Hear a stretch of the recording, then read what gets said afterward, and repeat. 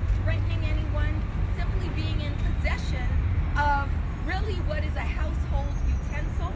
We know that LAPD, when they were called in, came in, quote, every gun blazing, and two officers in particular, Martin Robles and Ryan Lee, immediately shot Breshario Mack. And after they shot him and he was immobilized, they stood over his body and shot two more fatal shots into him. We know that they didn't even bother to evacuate the mall first. This was at peak hours at 5 p.m., around 5 p.m., and they had such little regard for black shoppers. The Crenshaw Baldwin Hills Mall is a traditionally black mall that they didn't even bother to evacuate. So this has traumatized our entire community. We, as organizers, have been standing with the family of Breshario Mack, who are here today, and demanding justice, demanding accountability. We said that it's not okay that they shoot our people with such impunity. And for almost a year, we've been demanding justice through the system in the way that they said we should be demanding justice, right? We've been coming to LA Police Commission meetings. We came for 11 months before LA Police Commission finally issued a ruling this March that the murder of Breshario Mack was, quote, out of policy. That very rare out of policy ruling opens up the way for those officers, Martin Robles and Ryan Lee, to be fired. Instead, the police chief, Michael Moore, has publicly said that he does not plan to discipline the officers, that he believes that all that's needed is more training.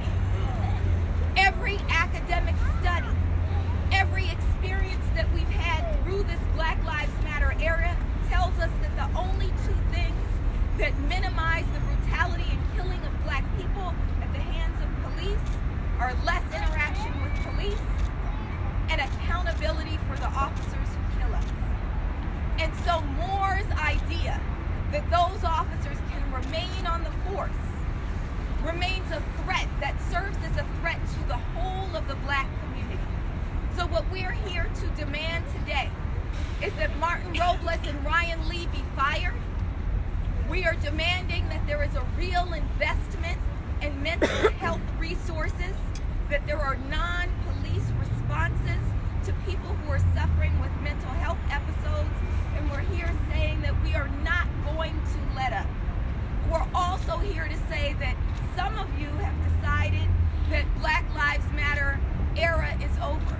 It will never be over until we're free. And so we are appreciative of Secretary Castro using the platform that he has, one of the largest platforms imaginable, to uplift the sanctity of black life and to call for justice for black people and by extension, all people. What we're going to be doing today is we're going to hear from the family of Breshario Mack. Both of his parents and his extended family are here.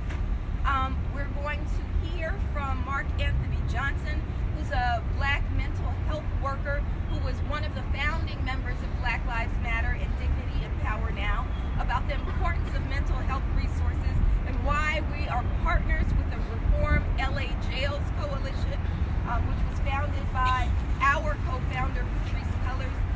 Unfortunately, she was to be here today, but this is how it all wraps around. Her own brother was recently in the midst of a mental health episode, and they're trying to find resources for him, for Monty Cullors. And so she's dealing with that crisis right now. And then finally, we'll hear from Secretary Castro. I want to call up first the mother of Breshario Mack. You want to have Mr. Quintus go first? So we're going to have the father of Breshario Mack come up first, Mr. Quintus Moore, who has been one of the strongest advocates for his son, Quintus Moore, speaking for Breshario. First of all, I want to say when my son was in the mall, he asked for help. The security refused to call LAPD because they said they knew what would happen if they did. When the security called their dispatcher. They relayed the message that there's a black man here in the mall with a kitchen knife. He's asking for help. The dispatcher left the part out about him asking for help, called LAPD and said there's a black man in the mall with a knife, and the rest we know what happened. They murdered my son in front of men, women, and children. And I'm an Angelino, we're all Angelinos. I love my city. The only thing I can't stand about it is the Los Angeles Police Department. And the reason I can't is because they're just this is an evil organization that continues to kill and murder our people. And the police commission that was handpicked by Mayor Eric Garcetti, himself, found these officers out of policy, and yet they still continue. The police chief refuses to fire them. And the reason that they keep doing what they do is because there's no accountability at all. And as long as there's no accountability, they're going to keep on doing what they're doing. And it's time for them to stop doing what they're doing. And it's time also for the media to, when stuff like this happens, the media should not portray these cops as superheroes, but as they really are, super villains. They're villains, they're evil, they're murderers, and if you really want to do some investigative reporting, the reason they keep doing what they're doing is because no one is holding them accountable. The mayor won't hold them accountable. The chief won't hold them accountable. DA Jackie Lacey won't hold them accountable. That's why we're calling on people like Secretary Castro here today to come and help us out. We need some help. We can't get it from the local government. We have to go outside and get someone to come in and try to shake this thing up. I mean, it's just got to stop. It's got to stop. They got to be held accountable for their actions. And just for instance, they keep forgetting that they're public servants. They were hired by us to protect and serve. And they got protect and serve twisted. They keep protecting themselves, and they keep serving up our community with brutality, oppression, and murder. That's what they're protecting and serving. They're protecting themselves and serving us with murder and hatred. I just can't understand it. My son is dead because they won't hold these people accountable. If you look at their records, that's some investigative reporting you can do. Start peeling away the layers of their records. They try to have their records expunged. It's almost like these pedophile priests. Once they do so much dirt at one precinct, they ship them over to a different precinct to do more dirt, and they keep thinking they can get away with it, and they have been. LA has become the killer capital, the killer cop capital of the world. The killer cop capital of the world. And how do you get that distinction? Because they keep being complicit with what they're wrongdoing from the chief, the mayor, and the DA. The commission has washed the blood of my son off their hands. It's time for the chief to stand up and do the right thing. I just want to leave you with this. If you hired a babysitter to watch your child, and your child had some mental disorder, and you went out and had a good time with your family, you come home after your quiet, intimate evening and find your child dead. The babysitter says something to you in effect, I didn't know your son's, I'm sorry I mistaked your child's cell phone or his little game controller for a gun. I was in fear for my life, that's why I shot your child. You hear this over and over and over from the police. I was in fear for my life. It was a cell phone, and they killed somebody's child. We're here today to stop this from happening to anybody else's child. It's a pain that we'll never get over. It's a pain that we'll have to live with for the rest of our lives, and it's got to stop. It's time for these officers to be held accountable.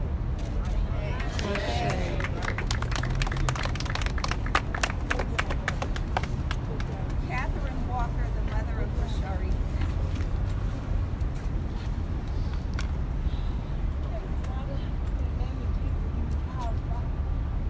Give me the words to speak so that everybody that's standing here in solidarity with me and all over the world that's been joining my family, trying to get justice for my son.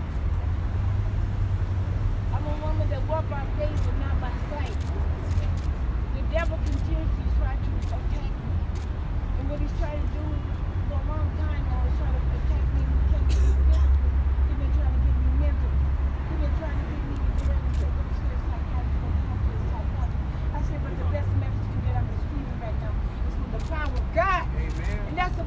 my psychiatrist. God is my power.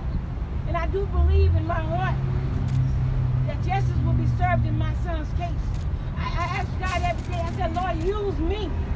Use me as the mother that's going to be the mother to make the difference. Use me to be the mother to bring some comfort to these other mothers that's out here that have not got no justice.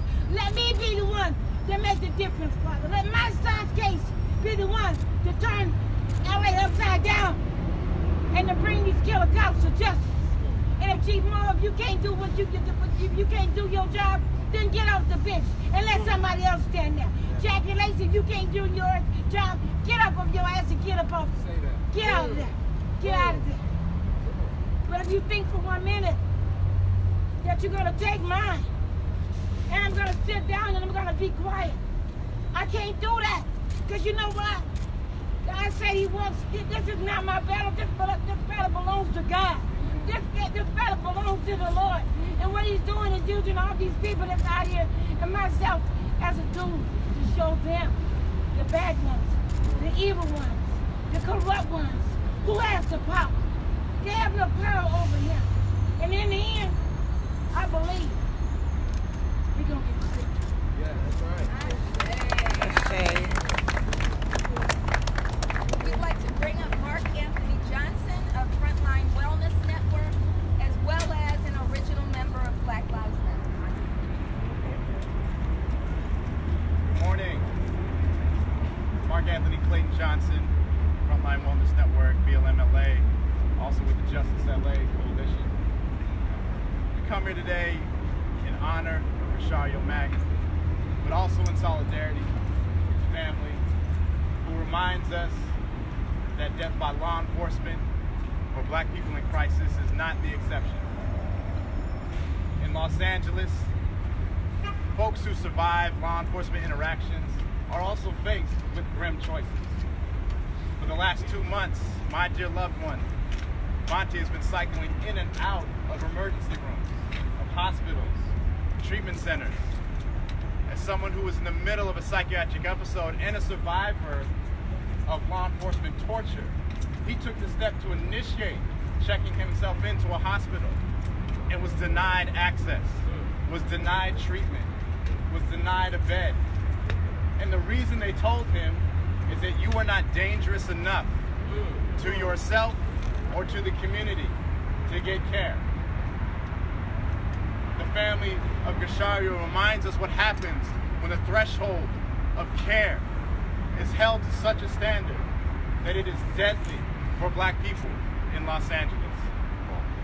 And while Monty was able to get a bed, he cycled in and out. He was not treated to the point of wellness. He was treated to the point that he could be dumped back on the streets, homeless, without a house, without treatment, without options, and the same risk of law enforcement intervention. Black people in Los Angeles deserve more when we need care. We deserve more than the options of death, a jail cell, or medical abuse and neglect. In a county where we are 8% of the county population, but over 40% of those housed in the jails with a serious mental health disability, this is a crisis that has to stop. Organizations have pushed this county. Organizations like Justice LA and Reform LA Jails and BLMLA have pushed this county to stop from spending $4 billion on a mental health jail and investing that into alternatives to incarceration. Have pushed this county to look very squarely at the cycle of death facing black people who need care. And yet, it is not enough.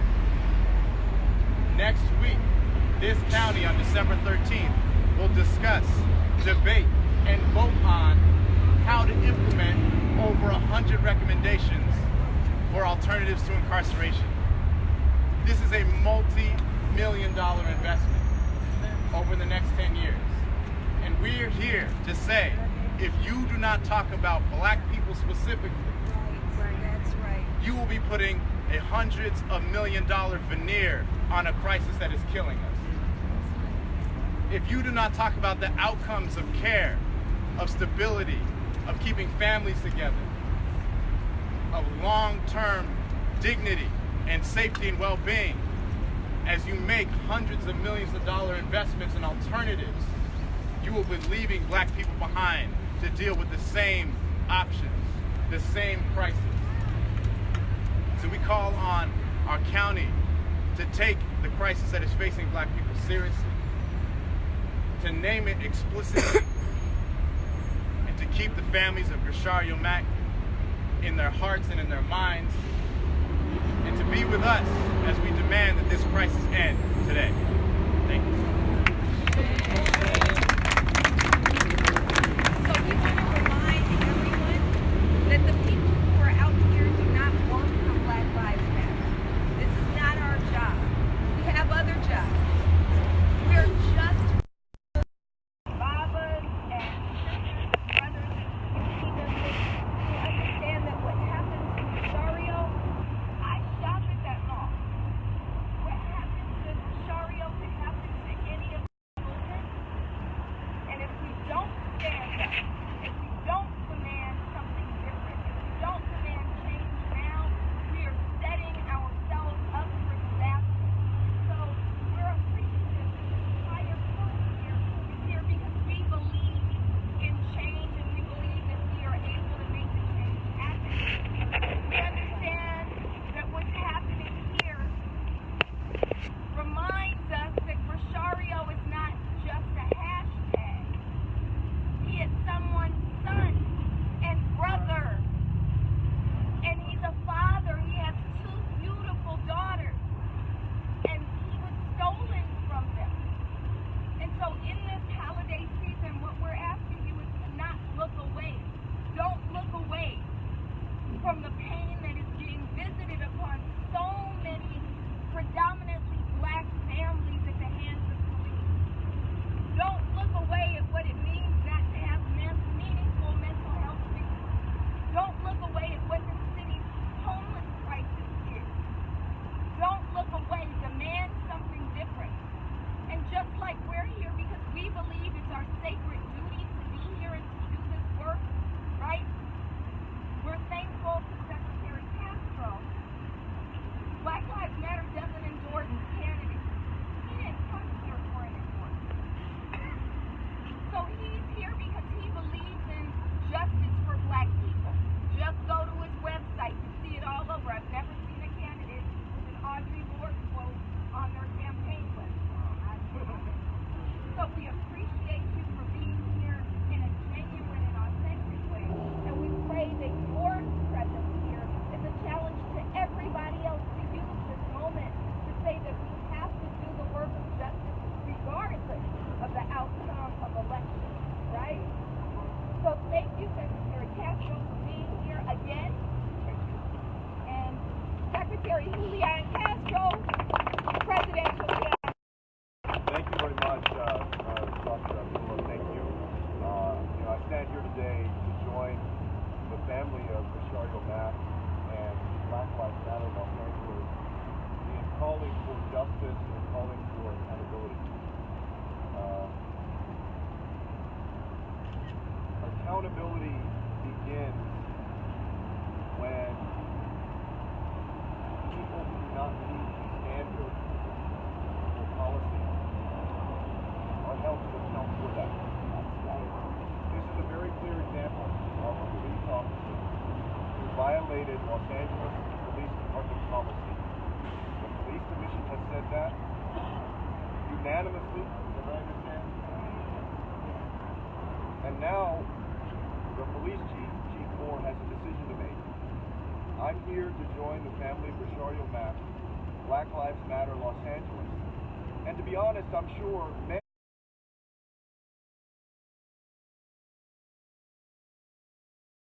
many people here in the Los Angeles community called for Sergeant Ryan Lee and Officer Martin Robles to be terminated for their violation of LAPD policies that caused the loss of life.